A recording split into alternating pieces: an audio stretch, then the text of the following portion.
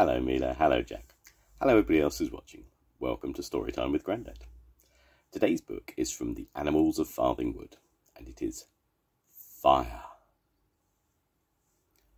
The animals of Farthing Wood had been travelling all night. Now at last they slept. Badger dreamed of his old set. Tomorrow giant digger machines would destroy it. Owl dreamed of her favourite perch. The big oak tree had been sawn down already to make room for new houses. Fox slept lightly. As leader of the animals, he had to be watchful day and night. "Follow me, mateys," croaked Toad in his sleep. "I'm the only one that knows the way to the nature reserve. It's safe there." And what about Mole? He was dreaming of fat, juicy worms, as usual. Suddenly there was a huge explosion. An earthquake!" cried Mother Rabbit. "Don't panic," squealed Father Rabbit. "Oh, my poor nerves. It seems the shooting season started early," said Fox. "How very unsporting." Kestrel flew off to see what was happening. "Kee, kee," she called, coming into land. "There are soldiers. This is army land. It's time to travel on," said Fox. "But where's Mole?" said Badger. A little snout pushed up through the earth, and the rest of Mole followed it. "Sorry," he said, gulping down a worm. "Just finishing my breakfast." Kestrel led them down to the marsh. "Come on, baby," said Mother Newt wearily. "We're going for a swim." "Water," squeaked Baby Newt. "Water!" They flopped into the cool marsh with a sigh of relief. Toad followed right behind. Fox looked at them anxiously. "You're tired out already," he said. "Don't worry about me," croaked Toad bravely. "I like long walks, but the newts can't go on." "Why don't they stay here?" "Yes," said the newts, "we'll stay here." "All right," said Fox. "Good luck, newts." "Hooray!" squeaked the baby newt. "We're going to live in the marsh."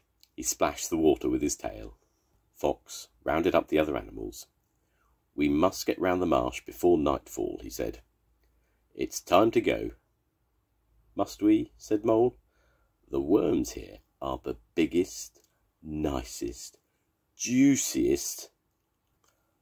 "One day, Mole," said Owl severely, "you'll be so fat you'll get stuck in one of your own tunnels." They set off. Adder was behind the mice. "I simply adore a fat mouse," she teased. The mice scattered in terror. "Adder," barked Fox, "stop that." No one saw the car passing along the road behind them, or the careless human tossing a cigarette end into the dry grass. Weasel was the first to smell the smoke. "Fire!" she squealed.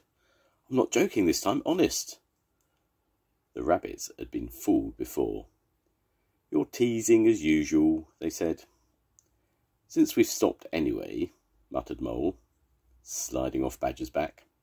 A minute later he was digging for worms. "Where's Toad?" asked Fox. "We mustn't lose our guide." "Where?" Suddenly Kestrel swooped down. "Fire! Fire!" she mewed. "Danger! Run!" The rabbits quivered in terror. "Don't panic! Don't panic!" shrieked Mother Rabbit, bolting the wrong way. "Come back!" shouted Badger gruffly. "We must stick together." Fox could see the fire now. He could feel the heat of the flames and hear the terrifying crackle. Clouds of billowing smoke made him cough and splutter. His instinct told him to run. But he stood his ground. "I must save the others," he thought, "and I must find Toad. He's our guide." "Kestrel," he called, "lead everyone to the other side of the marsh. The big ones must go slowly and wait for the smallest." "We can't go yet," said Badger anxiously. "We've lost Mole and Adder." Adder slithered out of the smoke. How sweet of you to wait, she said. Oh, Moley, where are you? Said Badger. Come now, called Kestrel. Follow me. Kee, kee. Fox was shaking with fear, but he ran back towards the fire. Where are you going, Fox? Said Kestrel. I must find Toad, replied Fox. The smoke was choking him. The flames were blinding him, but he ran on and on. Toad, he called, where are you? Toad croaked feebly. He was crouching near the ground, waiting to die. I'm coming, Toad, coughed Fox. Toad looked up. You came back for me, he gasped. Thanks, matey. Fox picked Toad up gently in his mouth and ran out of the fire to safety. The fire was quickly spreading to the other side of the marsh, where the animals bunched together anxiously. Kestrel hovered, looking for a way out. Fox, she called, there's an island with a causeway running out to it.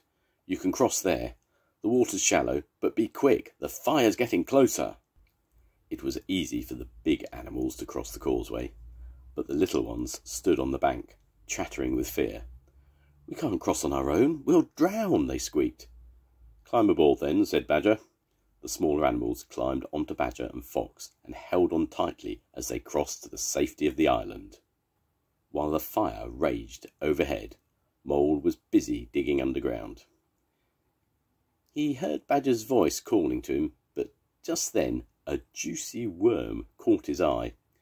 A few more minutes won't hurt, he said greedily, and started gobbling up the worm.